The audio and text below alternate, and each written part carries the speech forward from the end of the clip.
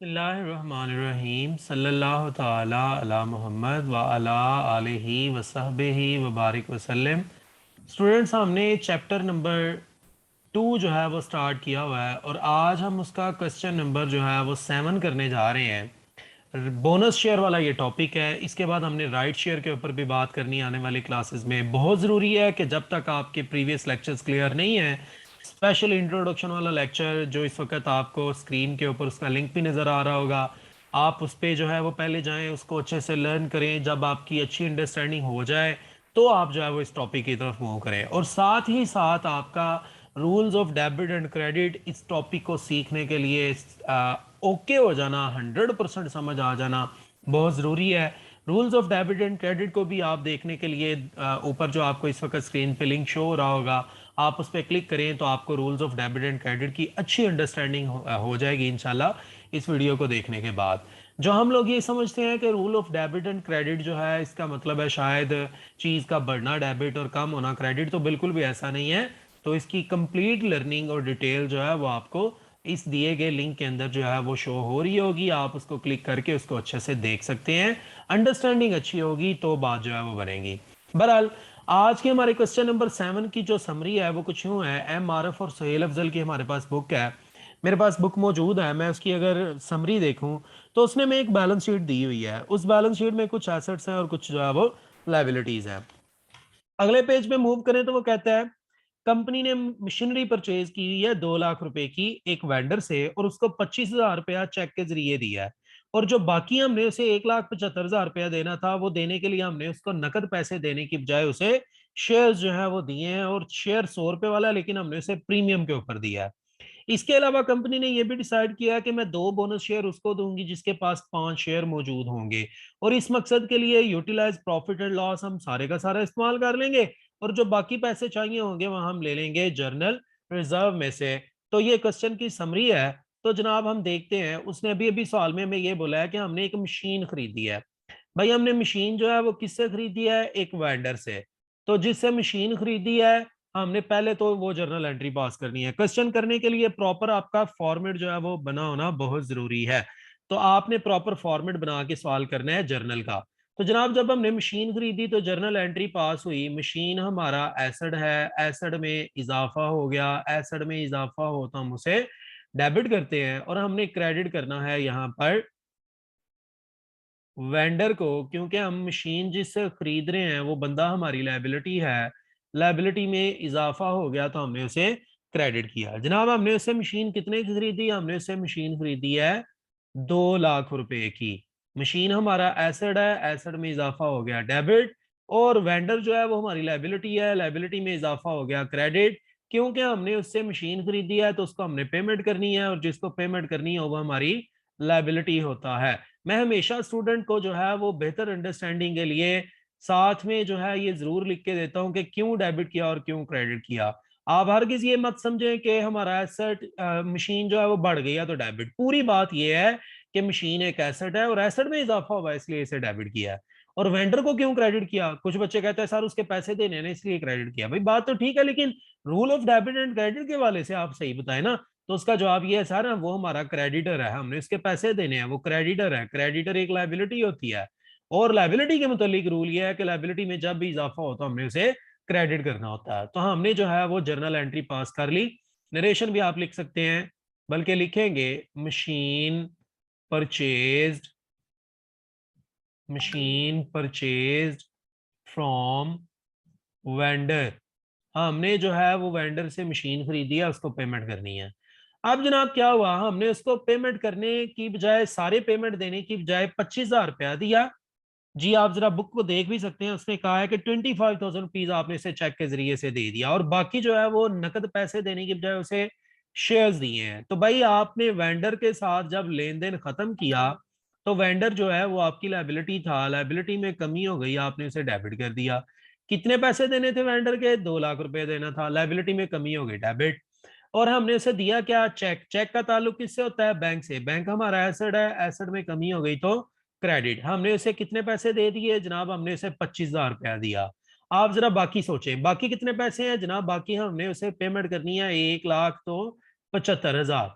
लेकिन हमने उसे ये कहा था हम तुम्हें 1,75,000 देने के बजाय देंगे शेयर, और शेयर देंगे 25% प्रीमियम पे। अब ये थोड़ी सी वर्किंग है जो मैं यहीं पे कर रहा हूं। तो जनाब जरा देखें, हमने 25% प्रीमियम पे दिया है। कितने वाला शेयर? 100 वाला शेयर। 100 वाला शेयर 25% प्रीमियम पे। अगर आप इसको सॉल्व करें तो आंसर आएगा 25 रुपीज। इसका मतलब है ये कंपनी की लायबिलिटी। कैलकुलेटर जो है वो मेरे पास मौजूद है मोबाइल की सूरत में। आप लोगों ने बहरहाल अपने पास जो है वो प्रॉपर कैलकुलेटर रखना है ताकि आप जो है वो अच्छे से इसको कर सकें। जनाब हमने 1,75,000 रुपया उसका देना है, और हमने डिवाइड करना है 1,75,000 को 125 के साथ। तो हम 1400 डिबेंचर दे रहे हैं, तो शेयर सॉरी दे रहे हैं 1400 शेयर। एक शेयर कितने का? 100 का, क्योंकि शेयर को रिकॉर्ड हमेशा उसकी फेस वैल्यू से करते हैं। तो जनाब ये 1,00,000 तो 40,000 रुपए से शेयर कैपिटल क्रेडिट हुआ, और हमने शेयर प्रीमियम को क्रेडिट करना है। कितना भाई? 1400 शेयर के बदले आपने एक्स्ट्रा उनसे 30-30 रुपए लिए हैं। तो अगर आप इसको भी 30 से मल्टीप्लाई कर ले तो हमारे पास 42, 30 से मल्टीप्लाई किया 1400, 25 रुपए से, सॉरी 30 से नहीं, ये मैंने 2500 लिख दिया, 30 लिख दिया। ये हमने जनाब 25 से मल्टीप्लाई करना है, क्योंकि 25% हमारा जो है वो प्रीमियम है। तो अगर आप 1400 को मल्टीप्लाई कर लें 25 के साथ तो आंसर आ जाएगा 35,000। तो 35,000 से शेयर प्रीमियम क्रेडिट। अब जरा मैं बात को समअप कर रहा हूं, और साथ में सारी जो है वो डिटेल भी लिख रहा हूं कि हमने किस चीज को क्यों डेबिट किया और क्यों जो है वो क्रेडिट किया। भाई पहली बात तो ये है कि हमने जो है वो वेंडर से मशीन खरीदी थी, वेंडर हमारी लाइबिलिटी था। जब हमने उसको पेमेंट की तो वो अब हमारी लाइबिलिटी नहीं रहा, हमारी लाइबिलिटी में हो गई कमी। लाइबिलिटी में जब भी कमी हो हम उसे डेबिट करते हैं। और हमने उसे बैंक से पेमेंट की, बैंक हमारा एसेट है, एसेट में हमारे कमी हो गई इसलिए हमने उसे क्रेडिट किया। और हमने शेयर कैपिटल इसलिए क्रेडिट किया क्योंकि कैपिटल शेयर जब भी अलॉट करें तो उससे कैपिटल में इजाफा होता है, कैपिटल में इजाफा होता है हम उसे क्रेडिट ही करते हैं। असल में शेयर कैपिटल जो है ये भी एक लाइबिलिटी होती है। उसके बाद है premium on share. Premium on share जो है ये कंपनी के लिए प्रॉफिट है एक तरह से, क्योंकि कंपनी एक्स्ट्रा पैसे जो है वो लोगों से ले रही है। ये जो एक्स्ट्रा पैसे लिए हैं ये कंपनी के लिए प्रीमियम है, ये कंपनी के पास पड़ा है। ये जब तक कंपनी के पास पड़ा हुआ है ये कंपनी के लिए जो है वो एक रिजर्व है, और रिजर्व जो है वो असल में एक लायबिलिटी होती है। ये प्रॉफिट है, प्रॉफिट जो है वो कंपनी के ऊपर लायबिलिटी है, क्योंकि ये प्रॉफिट शेयर होल्डर्स का है, ये कंपनी का नहीं है। तो जब तक ये कंपनी के पास है ये कंपनी की लायबिलिटी है, लायबिलिटी में इजाफा हो गया तो क्रेडिट। नरेशन इसकी लिखेंगे हम, शेयर allotted टू वेंडर। हमने वेंडर को जो है वो जनाब शेयर अलॉट कर दिए। अब शेयर अलॉट होने के बाद आ गई वो अपने एग्जिस्टिंग शेयर होल्डर की बारी। हमने उनको बोनस शेयर देना है जिसके लिए हम ये सवाल कर रहे हैं।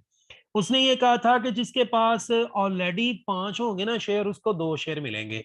अब जरा आप वापस जाए अपने सवाल के अंदर और वहां जाके देखें कि ऑलरेडी कंपनी ने कितने शेयर जो है वो इशू किए हुए हैं। तो ये जनाब मैं इसकी वर्किंग यहाँ पे कर रहा हूँ। ऑलरेडी कंपनी ने जो शेयर इशू किए हुए हैं वो हैं 12,000 शेयर, और कंपनी ने ये कहा है जिसके पास होंगे 5 उसको मिलेंगे 2। जो बोल रहा हूँ और साथ में जो लिख रहा हूँ आप उसके ऊपर जरा गौर कीजिएगा। तो अब जरा देखते हैं कि कंपनी जो है वो कितना बोनस देने जा रही है। उसके लिए जनाब फिर से कैलकुलेटर लें और 12,000 शेयर्स को डिवाइड करें 5 के साथ और मल्टीप्लाई करें 2 के साथ। तो कंपनी 4800 जो है ना वो शेयर्स देने जा रही है प्रीमियम के तौर पे, और सॉरी इसके बोनस के तौर पे। 4800, 4800 जो है वो कंपनी बोनस देने जा रही है। तो जनाब 4800 बोनस देने के लिए कंपनी को पैसे टोटल कितने चाहिए? 100 रुपए का एक शेयर है, तो कंपनी को 4,80,000 रुपया चाहिए। 4,80,000, 4,80,000 कंपनी कहां से निकालेगी? वो उसने सवाल के अंदर इसका जवाब बताया हुआ है। उसने ये कहा है कि जनाब कंपनी जो है वो प्रॉफिट एंड लॉस सारे का सारा यूटिलाइज कर लेगी और बाकी पैसे ले लेगी जर्नल रिजर्व में से।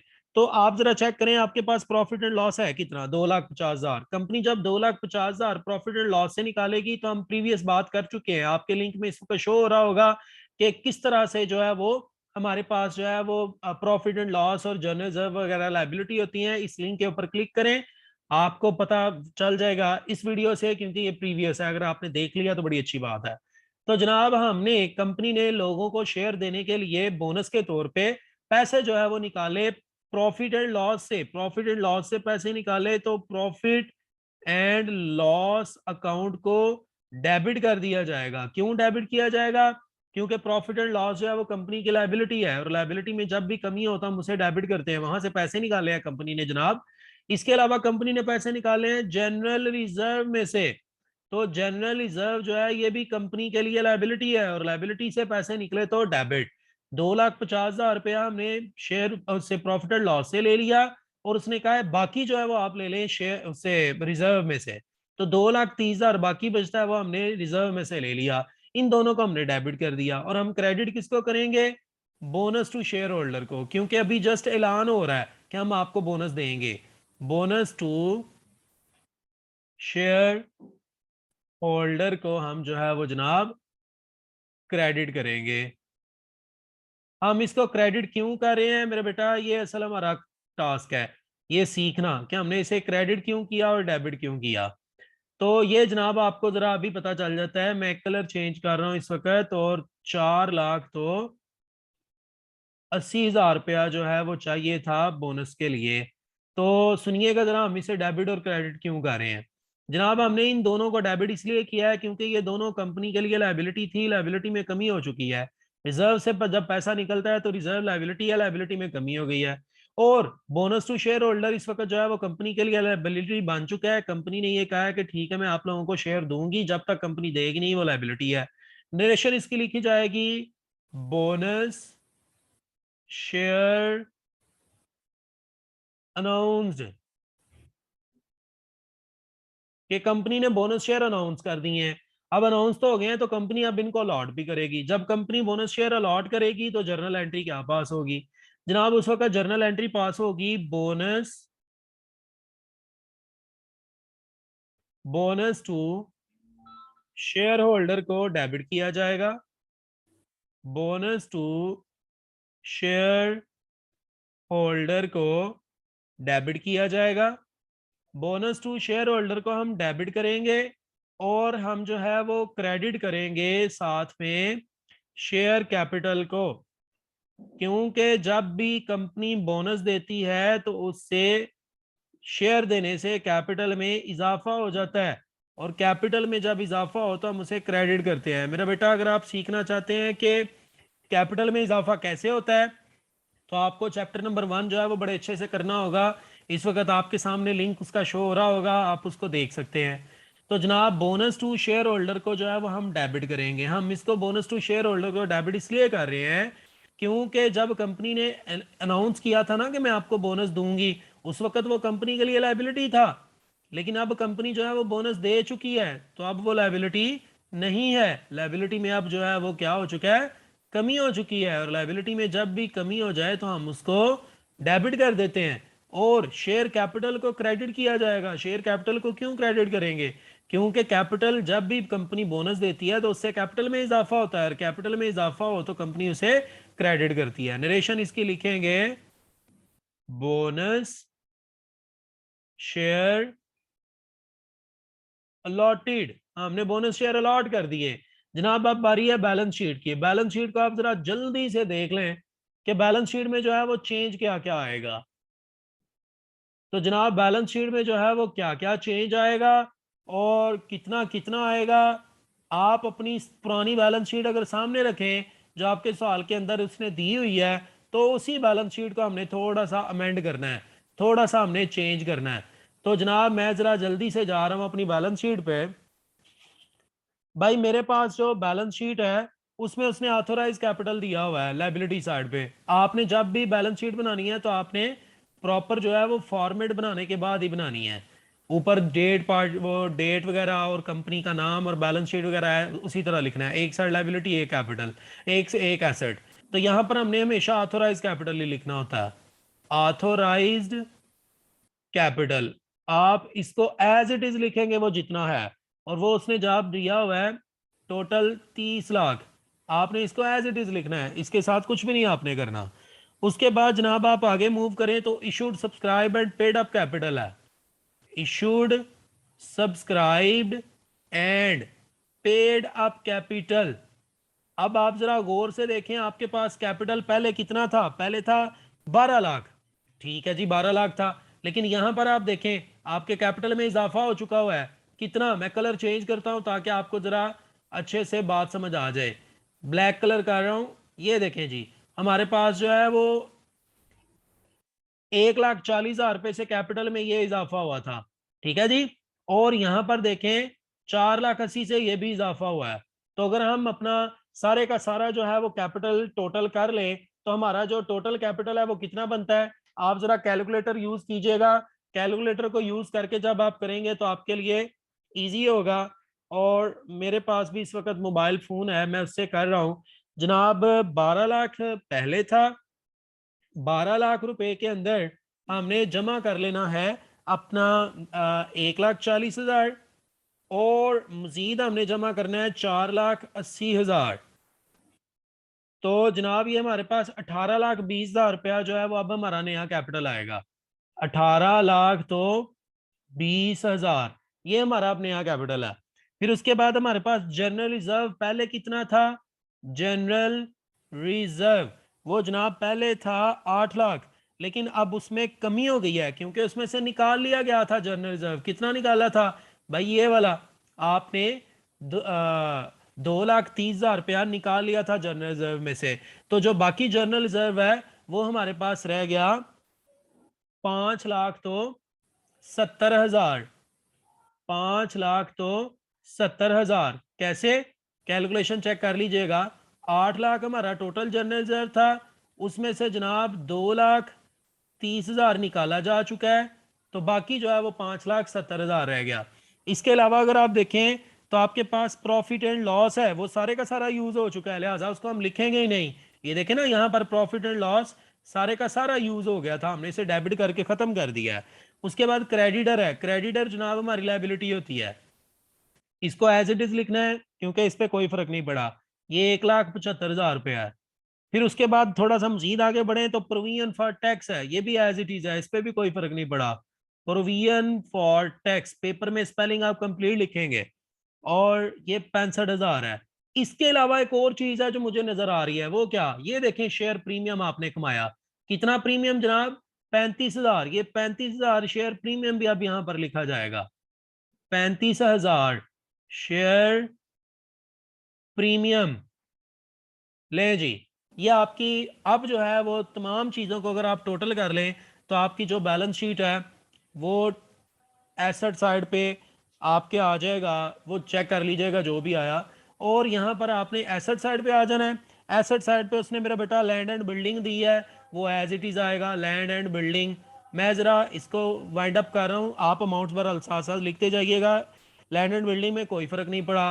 प्लांट एंड मशीनरी, जी बिल्कुल plant and machinery, plant and machinery पहले कितने की थी, पहले थी 2 लाख की, 2 लाख की वो पहले थी, और सॉरी 8 लाख की पहले थी, 8 लाख की प्लांट एंड मशीनरी पहले थी। हमने मजीद कितने की खरीदी, 2 लाख की। तो ये देखे ना हमने 2 लाख की मशीन खरीदी थी। तो जनाब अब जो प्लांट एंड मशीनरी अंदर लिखा जाएगा वो टोटल 10 लाख रुपया लिखा जाएगा कि हमारी प्लांट एंड मशीनरी 10 लाख की हो गई है। फर्नीचर वो एज इट इज आएगा, फर्नीचर एज इट इज आएगा, जो भी अमाउंट है वो देख लें। उसके बाद जनाब करंट एसेट के अंदर स्टॉक है, डेटर है, स्टॉक है, डेटर है, ये एज इट इज आएगा। लेकिन बैंक में से कमी हुई है, बैंक कितना था 1,30,000, उसमें से कमी कितनी हुई है, हमने पे किया था 25,000 रुपया, तो वो 25,000 यहां से कमी हुई है, तो बाकी 1,05,000 रुपया बैंक में लिखा जाएगा। तो ये जनाब आपकी दोनों साइड इस तरह से टोटल आएंगी। मेरा ख्याल है कंप्लीट जो है वो हम क्वेश्चन को कर चुके हैं। Keep watching Aftab Ataria official. Thank you so much. अस्सलाम वालेकुम।